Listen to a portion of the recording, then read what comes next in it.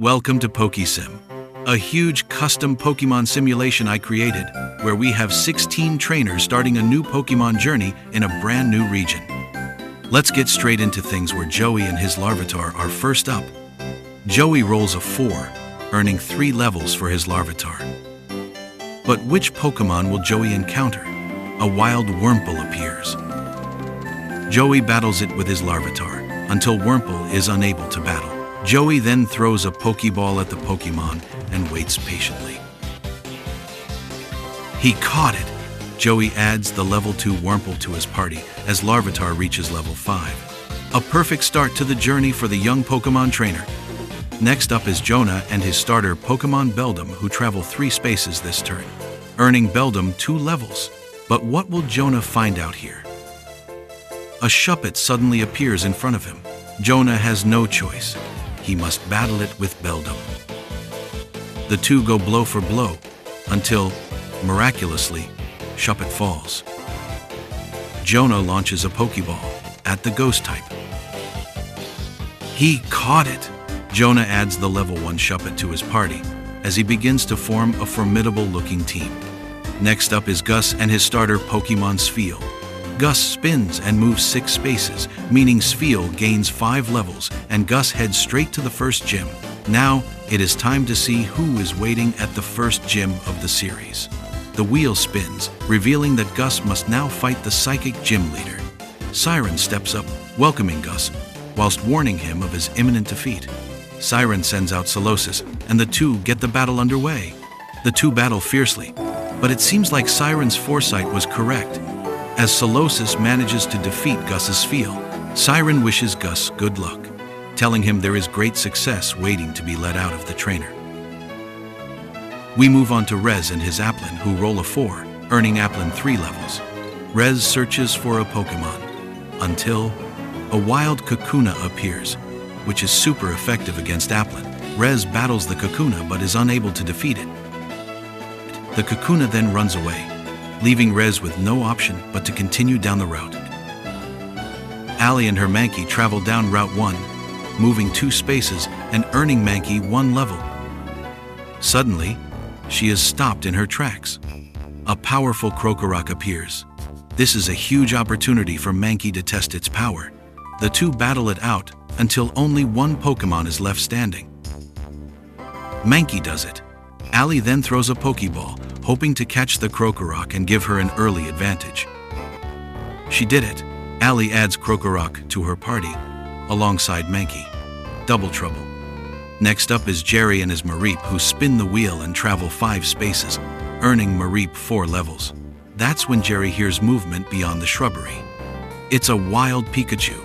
Jerry welcomes the challenge and takes it on in an electric showdown. Mareep comes out on top. Jerry throws a Pokeball and waits. Sadly though, Pikachu is able to break out of the Pokeball and runs back off into the bushes. Jerry sighs. That was so close. Delilah and her starter Blipbug are next to spin the wheel. They move 5 spaces as Blipbug gains 4 levels.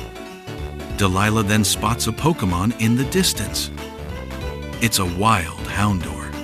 Although the odds are stacked against her, the former champion gives it her all with Blipbug, but it was not enough to get past the type effectiveness. The Houndour flees, and Delilah continues her journey. The 8th trainer is former Team Magma Gruntab, alongside her Bounsweet. She spins a 6, meaning Bounsweet gains 5 levels, and she heads straight to battle the psychic gym leader, Siren. Siren warns Em that her efforts will be worthless, but Em and Bounsweet battle Siren and Solosis. Regardless, the battle comes to a close as Solosis manages to get a second victory for the gym leader, crushing Em's hopes of a perfect start to her journey. We now join Hunter, who is coming to terms with his first Pokemon Wurmple. He spins to travel just 1 space, meaning Wurmple gets no levels. Suddenly, a wild Octillery crawls out of a nearby river and attacks. Well, this is unfortunate. Wurmple tries its best, but is ultimately outdone by the powerful Pokemon. Not the best start to the journey for Hunter. Rue and her Pikipek are up next. as they spin the wheel and move 2 spaces, meaning Pikipek earns 1 level.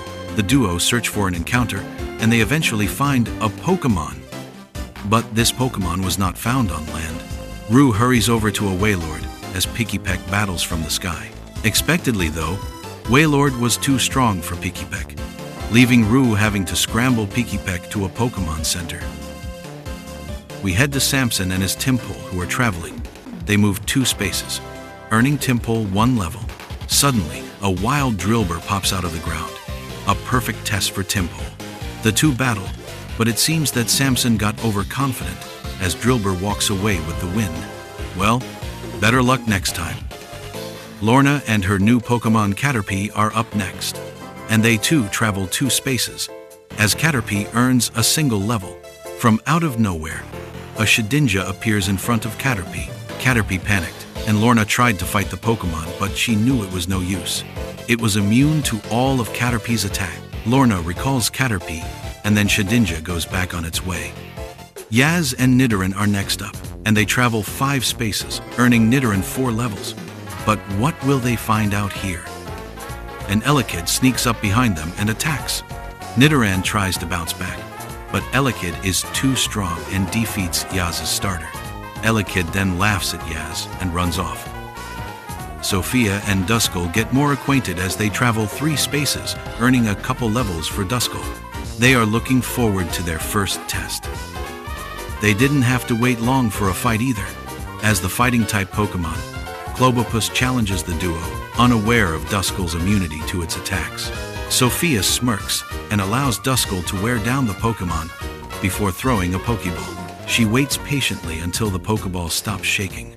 She did it! Clobopus joins Sophia's party as they become a trio.